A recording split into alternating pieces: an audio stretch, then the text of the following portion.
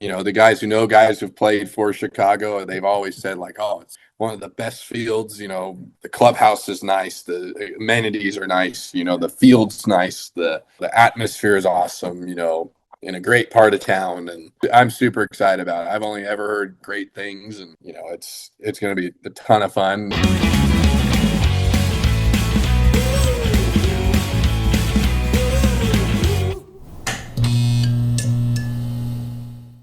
Hey kids, Mike here, and today we're talking with brand new Chicago Dogs pitcher David Reckers. David, thanks so much for joining us, bud. No problem at all. Excited to be on. Before we talk dogs, I want to go back a bit and find out, how did you fall in love with the game of baseball? Was there a baseball hero or a pitching hero, or maybe somebody in your life who kind of led you on the path to becoming a pro? I mean, it really all started with my dad and me playing ball in the backyard. I would go out and hit wiffle balls in the backyard and chase after them and everything, and that's really where it started. Grew up as a baseball family. My dad played, my uncle played, runs in the family a bit, and just have always loved it since the beginning. The fact that I love the game in and of itself, Sure. and I love playing, so it just kept me going. I've loved it ever since. I saw that you were recently in China with our catcher, Jack. So tell me about that experience. It was by far one of the coolest baseball experiences I've had. Culture shock, going into another country and meeting Jax there, Jax really brought an energy to the team that I haven't experienced through my pro career yet. He has the ability to get more out of you than you think you have. He's got that like almost an energy about him that he can just get a little bit extra out of you when you need it.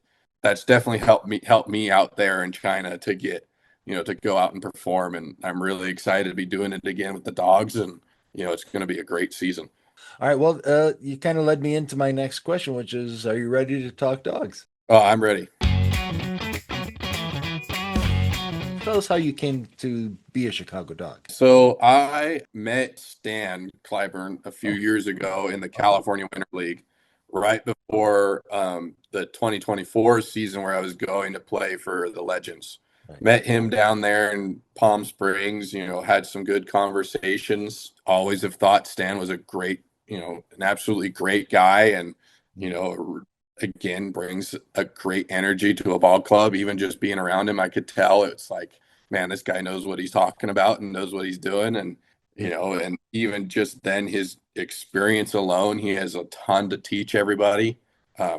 And so when I ended up playing with Jax, he, getting traded from Cleburne to the Dogs, and in a conversation he had with Stan, he had mentioned my name, and Stan remembered me. So actually I ended up going from China down to Palm Springs again to throw in front of Stan for a few innings to see about trying to get on the team. And, it all worked out. And, I'm super excited to be playing for Stan, and, Stan telling me about his brother Stu, who I know has been around for a while, been with the Dogs for a few years now.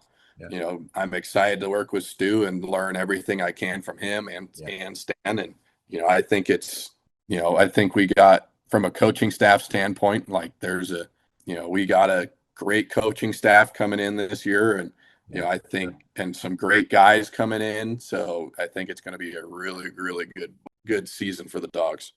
And another question is too, the pitching staff really is growing. Have you been able to connect with any of those other pitchers? I know one of the pitchers is also from a buddy of mine from Lexington, Jose Acuna. Past Jose, I haven't been able to really meet anybody yet. Okay. But knowing how we all ball players are, we'll get along just fine as we get into spring training and, and having a good time. Everybody's going to want to know this one for sure. This is the most important question I'm going to ask you this whole interview. You ready? Ready. How do you like your hot dog? Oh, hot dog. I like kind of a classic hot dog. I put some mayonnaise on there, a little bit of ketchup, some relish, occasionally some mustard. Okay. But I don't know. I've seen some of the Chicago dogs that they've posted that they serve at the field, and I'm gonna definitely have to try one of those when I come out there. So Sandy Koufax said pitching is the art of instilling fear. How do you instill fear? I think the biggest thing is that, I just go out there and look to have a presence on the mound. I just go out there and compete. I just get after it. I'm gonna go and attack the zone, and whatever happens, happens. I look to instill fear in just a competitive aspect. More like guys know that I'm gonna come out and compete versus anything else. You're not afraid to throw inside? No, no, I definitely established the inside part of the plate. That's for Cool. sure. You have to be able to command the inside part of the plate. Right. And also, I'm not really sure. Are you a starter or a reliever? Do you know which role you'll be playing, or at least to start the season now? I'm not quite 100% sure. I can do both. In China, started and I relieved. Mhm. Uh, Lexington, I started. Ogden, I started and relieved. Through college, I relieved, so I can kind of do just about everything. I think it's more going to be coming into spring training and seeing where I am needed most, Right. based on the guys we have. I just like playing. So Yeah. I'm good to Sure. pitch in any role at any time. Any opportunity is a good opportunity. Let's talk about pitch calling and shakeoff. So, do you game plan with your catcher before a game, or just kind of go with the flow regarding pitch calling? There's a little bit of game planning. I'm more of like a go with the flow type pitcher. Obviously, if there's something that I want to throw, I'll shake and go to that, Okay. because you always have to throw what you feel most confident Yeah. in that given situation. Especially with the pitch clock, it's a little hard Oh, to be. right, right. Yeah. It Yeah. gets really hard now to kind of shake off. So Yeah. we really make sure that we do our due diligence to learn from each other and figure out how we're going to pitch in that given game so we can stay within that pitch clock. Are you allowed to throw whatever you want, or do you have to follow what the catcher calls for or sets up for? You definitely don't want to throw something without the catcher knowing. The ball is coming in as quick as it is. You could cross up the catcher, and that can lead to injury or lead to something bad happening. So I would never throw something that the catcher doesn't know is coming. Right. It's going to be stepping off. If we need to have a meeting, we have Yeah. a meeting, or at the end of the day, we definitely want to be on the same page at all times. Let's talk about camaraderie, bullpen versus the bench, I guess. And again, casual fan, but it always seems like there's two separate teams. You got your players and then the bullpen, which is all the way out there. So if you're in the bullpen, are you able to bond with the entire team during the season? It's more of just mingling whenever we can. Obviously, Okay. locker room, after games, before games. We want to put on a show for you guys and play our best so that you guys go home cheering that we won a game. Yeah, They put everything they could into the game. You sure. know, All right, David, let's get a little technical here. We're going to talk pitch types. Now, I understand you have a ball with you, correct? yes, yeah, I Okay. got one. All right. So first of all, the most important part is what is your in your arsenal? And if you can you quickly kind of show us the grips for and describe what the ball does? How does it move? Yeah, so I have two different types of fastballs. I have a four Oh, seam fastball, and I got a sinker. The four seam tends to ride a little bit more. To a hitter, it should look like it's rising a little bit. interesting. Wow. Obviously, it may not, physically do that. The ball would drop due to gravity. The ball kind of rides right above it, Yeah. right? So Wow. I have a four seam, and then the sinker kind of gets a little bit more of it's kind of like a different type of two seam. So instead of just running straight to the right, I get a little bit of a sharp downward movement. I use that to really get underneath bats and try and induce ground balls. A new pitch that I've just added Oh. going into the season is actually a kind of a split change, or like a modified splitter. I still use the traditional splitter grip, but Oh. I kind of keep the fingers on there instead of being right underneath. Okay. I get my fingers up on top so that it allows Interesting. it, at least for me, it allows me to kind of get behind it. I Yeah. almost look to feel like I'm throwing with my middle finger and ring finger. A typical splitter will kind of have a little bit of a knuckle to it. Oh, wow. Mine kind of occasionally we'll do that, but it's more I'm looking to get it to kind of drop off the table or kind Okay. of have more of a vertical I was drop. gonna say that's what a splitter is. It's supposed to drop, right? Mhm. So I use that. That's a new pitch that I've been working on that I've been Cool. seeing a lot of success with, and I'm excited to pull that out this year. And then I got a slider as well. I look to get a little bit more of a sweeper, kind of side to side, Okay. but occasionally I'll get it, to get a little bit more kind of slurvy. So instead of Okay. I've kind of heard that, that, the slur. yeah, instead of that downward curveball, I get it a little bit, I can either get it there or there. All So, right. So it's is that just what one a of those. slider is? It's more of a horizontal movement? Slider's more horizontal with it's more right to left.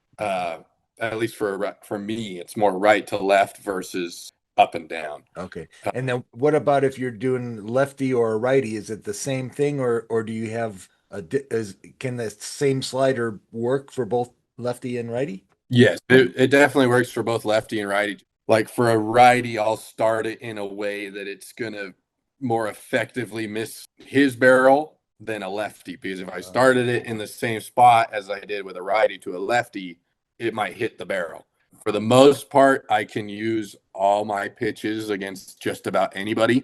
Mhm. Obviously, there's the strategic kind of in-house stuff that we look to use for each guy, and some guys can hit certain things better than others. So Right. it's obviously that's going back to the game plan and kind of like what we talk about before the game of like, okay, well, what do you have in, Mhm. let's look at your arsenal and how are we going to use that to pitch against these guys. So I didn't hear you say any about a curveball. So that's kind of my next question is not all pitchers have everything, right? I mean, you're almost like a specialist. That shouldn't hinder you if you don't throw a curve, but the batters maybe would know that, so they'll never be looking curve. Is that kind of work against you in a certain way, or pitchers in general, I guess? If you know a guy's got certain stuff, how does that work during the game?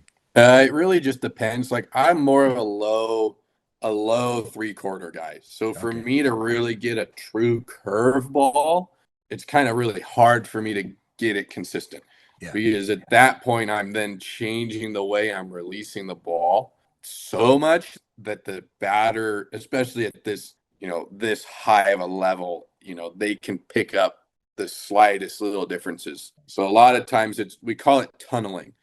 So based on the way where we release the ball, we want all of our pitches to come out of that same spot so Uh, that ultimately it kind of looks like they're going like that. yeah, So yeah, they'll start on the same plane, but depending on the pitch and the grip that you're using, yeah. it'll go one way or the other. Uh, That's so it really, when it comes down to the arsenal, it really depends on the individual guy.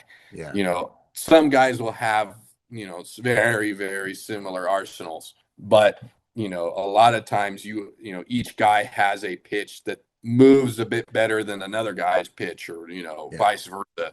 sure. So it really just individually as a pitcher, it depends on the guy. Oh, that's cool. I never heard of that term tunneling. And again, like I said, just normal fan watching a game. We don't really know or think about that stuff. That's fun to know, fun to learn Yeah. about. Next time you're at the game and when you're watching David, make sure you're looking for that. All right, David, are you ready to have a little fun? All Yes. right, we got a new game here called Fungo. So it's quick questions, quick answers. All right. And you'll get it right away after the first question. Starbucks or Dunkin'? Starbucks. All right. The last TV show you watched. Oh, uh, oh goodness. Mr. Beast games Okay, interesting. on Amazon. Cool. The greatest snack food. Greatest snack food, chips for sure. The best baseball movie. Best baseball movie, Sandlot. Almost everyone I've talked to, Sandlot, Sandlot, Sandlot. That's so funny. It's by Cool. far one of the greatest baseball movies for That's sure. awesome. That's awesome. Mountains or beach? Beach. I grew up by the beach. Got to go with the beach. There you go. Coolest Star Wars character. Coolest Star Wars character. I would say Anakin Skywalker for sure. Interesting. Okay. Darth Obviously, in the prequels. So not You know, Darth Vader, but Anakin. no, Anakin. Yeah. Okay, cool. Kittens or puppies? Oh, both. All right, cool. Most listened to on your Spotify playlist. Ooh, probably AC/DC. Oh, all right, cool, cool. You're into the classic rock stuff? Yeah, All right, David. Well, this has been so fun. We're wrapping it up here. We got one final section, and I call it the final pitch. And of course, this show is for the fans that we know and love, but also new fans that we hope to bring into the ballpark and become fans of the Dogs. Do you have any special message for the fans? definitely. Coming into a new team, I'm super excited to be out there with everybody, and hearing the fans cheer us on, and especially the new fans come out and enjoy a ball game. I mean, everybody who goes to the games, I've only heard really good things about it, and and about the atmosphere of playing for the Dogs. And at the end of the day, it's just a fun family game to bring out the kids, bring out grandma and grandpa, and come have a good time at the ballpark, get a Chicago dog. There you Uh, go. and we just want you to come and enjoy the ups and downs of the season with us. And we're going to be out there doing the best we can at every game to give you a win, or and or at least give you our all for sure. The guys who know guys who've played for Chicago, they've always said like, oh, it's one of the best fields. The clubhouse is nice, the amenities are nice, the field's nice, the atmosphere is awesome, in a great part of town, and I'm super excited about it. I've only ever heard great things, and it's going to be a ton of fun. I've heard the front office and everybody who works there are great Yeah, people, and absolutely. really love the team. And one of the things that I'm kind of really excited about is that I've heard that there's a lot of fan engagement, but I've definitely heard we do a lot, which I'm excited about. I Yeah. I enjoy doing it. All right, David. Well, buddy, how can fans connect with you online if they want to follow you or learn more about you? Yeah, you can follow me on TikTok or Instagram. I do have an X, don't really use it. Um, I'm not really a big social media guy, but I Okay. will post here and there. Reckers Baseball on Instagram, or I think my TikTok's Reckers 12 or something like that. Uh, but those would be the best places to follow me. I'm trying to post a little bit more. All right, fans. Well, remember to follow the Fool. I'm on Twitter, Instagram, Facebook, TikTok, and YouTube. Obviously, you're watching on YouTube. Search Shy Dog Fool, Chidogfool, on all your platforms. And then make sure you give this video a like and click the bell and subscribe and all that fun stuff. Dave, buddy, thank you so, so much. I am truly excited for you and the team, and I can't wait to meet you. And Yep. I'm wishing you just nothing but success this year, buddy. Go get them, okay?